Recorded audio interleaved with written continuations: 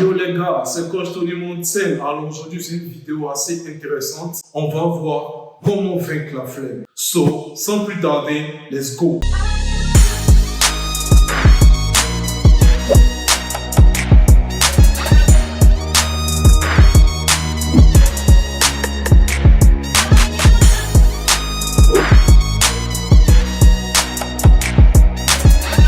Alors, point numéro 1, trouve ton pourquoi. Le pourquoi est la réponse à beaucoup de choses pour vaincre la flemme. Comme la citation de Nietzsche le dit, si tu trouves ton pourquoi, ton comment devient plus clair. Ah les gars, j'ai plus besoin d'ajouter quelque chose. Mais on va y aller.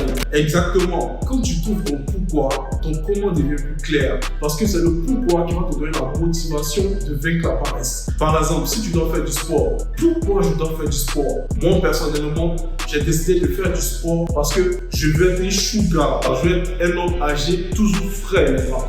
Je veux avoir au moins 6 ans, 60 ans, toujours bien dodu, bien calmé. C'est mon objectif. C'est pourquoi aujourd'hui, je taffe comme un fou. Vous voyez que j'arrive à faire de la muscu presque tous les jours. Souvent, c'est important de faire des pauses, très évidemment.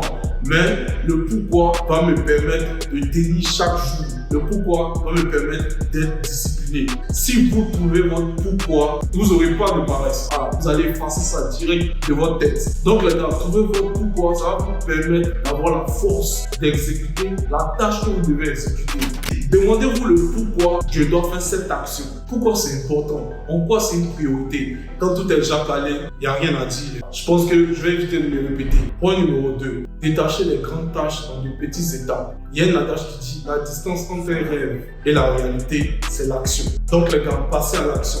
Et pour passer à l'action, décomposez les grandes tâches en de petites étapes. Lorsque vous décomposez ça en de petites étapes, vous allez voir que c'est facile à réaliser. Au lieu de se dire, ah bon, flemme, de toute façon, je vais faire cette grande tâche-là. Non, asseyez-vous, réfléchissez tout un instant, définissez les petites tâches à faire pour atteindre cet objectif-là. Comme par exemple faire du sport. Tu dois aller en salle de sport peut-être dans 1 heure ou 2 heures. Tu dois faire peut-être même 1 heure de sport. Mais commencez déjà à porter vos chaussures. Commencez déjà à porter votre maillot, à prendre votre shaker, votre sac et sortir de la maison. Vous allez voir que vous serez déjà lancé. Et même lors des entraînements, au début on a la flemme. Souvent on a la flemme, on ne veut pas exécuter certains mouvements. Nous sommes couchés le matin, tu sais que tu dois faire des pompes, tu sais par exemple que tu dois faire la corde à sauter, tout ça. Mais la flemme te prend tellement, tu dis bon bref, je vais t'appeler. Or, si tu descends de ton lit, si tu prends ta corde à sauter, tu vas t'arrêter dans un espace où, en tout cas, tu trouves un point, tu es là avec ta corde à sauter, tu sais que là, tu dois passer à l'action. Le premier truc, c'est de faire le petit premier pas. Vous allez voir que ça va vous sortir de beaucoup de choses. Quand vous découpez cette grande tâche-là que vous avez la flemme de faire en de petits pas, vous verrez que ça sera facile à accomplir. Ça va vous décharger d'une grosse charge mentale et pendant que vous serez en train d'exécuter le mouvement ou d'exécuter cette action-là, vous n'allez pas vous sentir dépassé. Donc les gars, faites ça. Point numéro 3, utilisez la technique de Pomodoro. Qu'est-ce que la technique de Pomodoro? La technique de Pomodoro, c'est le fait de mettre un minuteur sur 25 minutes et de concentrer toute son attention sur une seule tâche pendant ces 25 minutes. Et ensuite, vous pouvez prendre 5 minutes de pause. Lorsque le minuteur va sonner à partir de 25 minutes, à la fin de 25 minutes plutôt, vous prenez 5 minutes de repos. Après, vous essayez peut-être de passer à l'action sur autre chose. Cette technique-là, je l'utilise sur plusieurs de mes tâches. Souvent, les tâches sont grosses, les gars. Je reconnais, on a la paresse souvent de faire certaines choses. Voilà, c'est normal, c'est le corps. Le corps est paresseux. Donc, il va te diriger toujours vers le moyen le plus facile. Mais c'est à toi de contrôler l'esprit. C'est à toi de lui dire que, monsieur, on passe là, demoiselle, on passe ici. Voilà, donc n'hésitez pas à utiliser cette technique-là qui arrive à marcher avec moi parce que je l'utilise tous les jours. Je mets mon minuteur pendant 25 minutes. Si je dois faire même mon sport, tout ça, je mets pendant 25 minutes. Si j'ai un exercice spécifique sur lequel je dois travailler, je mets les 25 minutes. Même quand j'ai des exos à faire, selon moi, quand j'ai des travaux cognitifs aussi à exécuter, j'utilise cette technique-là.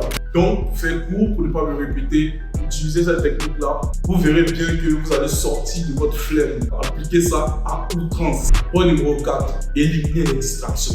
Effectivement, la paresse est entretenue à 90% par les distractions autour de nous. Pour être plus productif, Il faut apprendre à éliminer ces distractions-là. Pour ce faire, déjà, désactive tes notifications, éteins la télé, mets-toi dans un endroit clair et simple pour que ton esprit gage à 100% sur la tâche à faire. Et aussi, range ta chambre. Parce qu'une chambre rangée, un espace rangé ouvre à une meilleure performance. Regardez un instant.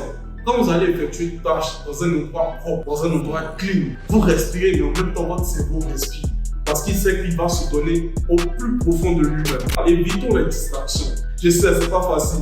Le matin, on se réveille, au lieu de forcément tenir à méditer ou à lire quelque chose, on passe directement sur nos téléphones, on scroll et on s'en rend même pas compte. On va passer 1 heure, 2 heures à scroller avant de sortir. Donc les gars, soyons fermes avec nous-mêmes. C'est pas facile, mais c'est possible. Ça va nous permettre de diminuer le pourcentage de paresse en nous. Passez à l'action les gars, c'est toujours mieux. Point numéro 5, entoure-toi des personnes motivantes, des personnes qui vont te pousser à aller de l'avant, des personnes qui vont te pousser à te donner 2 fois, 3 fois plus et pas à procrastiner. Parce qu'on le dit, il y a un adage qui dit que tu auras la somme des 5 personnes que tu côtoies. Si tu côtoies des paresseux, tu seras le 5e paresseux. Si tu côtoies des riches, tu seras le 5e riche. Si tu côtoies des lazy boys, tu seras un lazy boy. Donc évitez de traîner avec des gens qui ne vous poussent pas vers le haut. Comme on le dit chez nous, les Ivoiriens, les chercheurs, des amis chercheurs, c'est ceux qu'on a fond, qui taffent, qui bougent. Même si souvent, tu peux être quelqu'un qui est seul dans son coin, mais fais tout pour avoir des personnes qui sont quand même motivantes autour de toi. Ça va te permettre d'être moins paresseux. La paresse est pour nous, ça c'est clair, mais ça va te permettre d'être moins paresseux, ça te permet d'être 2 fois plus productif. C'est réel les gars, c'est réel. Donc, les grâces sont disponibles, le programme PDF. Comme je l'ai dit, si vous ne savez pas quoi faire en salle de gym, dites-moi, rentrez dans mes DM. Je vais vous répondre, on va voir comment s'arranger. Je vous ferai un bon programme de musculation et de nutrition en même temps. Donc les gars, n'hésitez pas, c'était coach Tony Montaigne et à bientôt.